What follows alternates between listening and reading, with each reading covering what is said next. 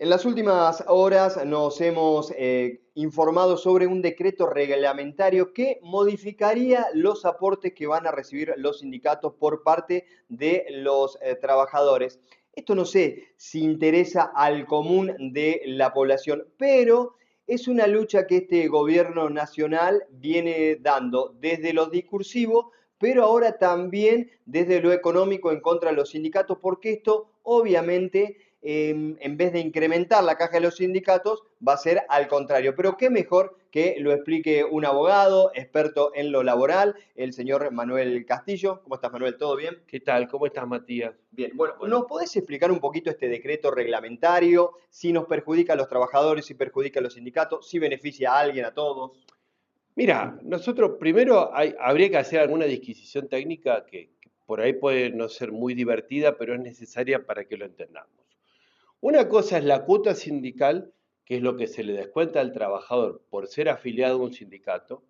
El otro es el aporte solidario que, como bien lo hablábamos hace un rato, por convenio colectivo se le descuenta a todos los trabajadores porque han tenido un beneficio que sirve para todos los trabajadores, estén o no afiliados, que es lo que se llaman los aportes de ley, y lo otro son las contribuciones patronales, es decir, lo que en un convenio colectivo de negociación los empleadores aportan, que generalmente se realiza con el objetivo de o ir a las obras sociales o tener algún beneficio previsional o beneficio cultural o beneficio social a las asociaciones sindicales.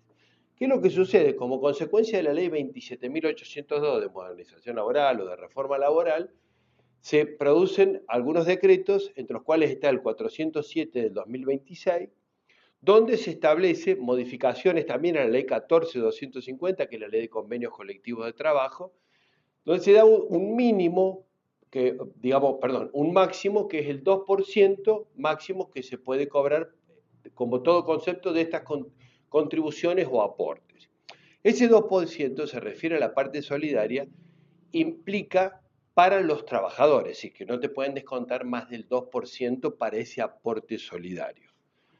Quedaba sin quedar muy claro si se podía o no aportar más de ese 2%, si se había establecido por convenio colectivo para los empleadores. Entonces aparece el decreto 612 que va a aclarar este 407 del 2026 de este mismo año y dice que los empleadores no van a tener este límite del 2%, que cuando se refiere a esas contribuciones se hace referencia más al artículo 9 de la 23.551, ves el caminito que es bastante complejo, ¿no?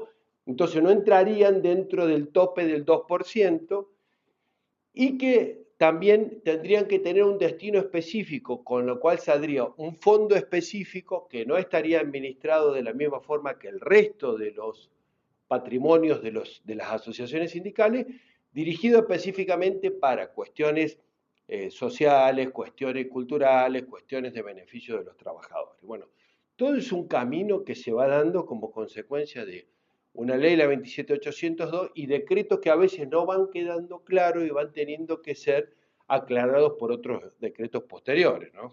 Bien, esto, para qué es esta modificación? ¿Va a tener que ver con las indemnizaciones cuando se despida un trabajador también? ¿O solo es con los aportes que hace el empleador y el empleado a los sindicatos? Bueno, esto tiene que ver también con, bueno, con toda una modificación que se ha hecho desde esta ley 27.802.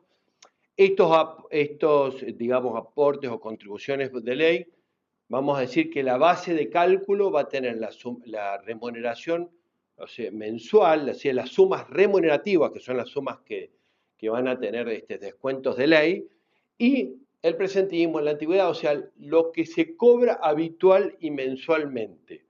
No las vacaciones, no el aguinaldo, no Algún los bono, premios, claro. no los bonos, no lo que se cobra esporádicamente no va a ser base de cálculo para estos aportes o para estas contribuciones, ¿no? Bien, lo que se hace aquí es limitar un poco más la economía de los sindicatos o de los sindicalistas en realidad. Digamos, de las asociaciones sindicales, porque lo que acá nosotros tenemos que ver es que, bueno, en función de esto también va a haber mucho menos juego de acción para poder realizar algunas otras actividades, ¿no? O sea que aquí, como otras actividades sindicales, digo que el sindicato va a tener menos recursos para actividades. Seguramente, seguramente que sí. Seguramente que sí. De todos modos, este último acuerdo, digamos, porque antes se había dado que solamente se establecía para la remuneración básica.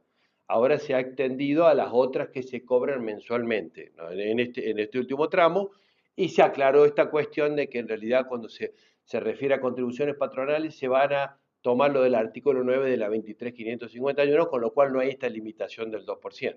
Ahora, todo muy engorroso, ¿no? Todo para que entendamos poco y nada, ¿eh? Difícil de entender, difícil de ver, implica mucho estudio, implica que cuando uno ya tiene más o menos las cosas claras, aparece un nuevo decreto, modifica las pautas de juego, o sea, las reglas de juego, el tablero, digamos, de accionar, se va como corriendo permanentemente.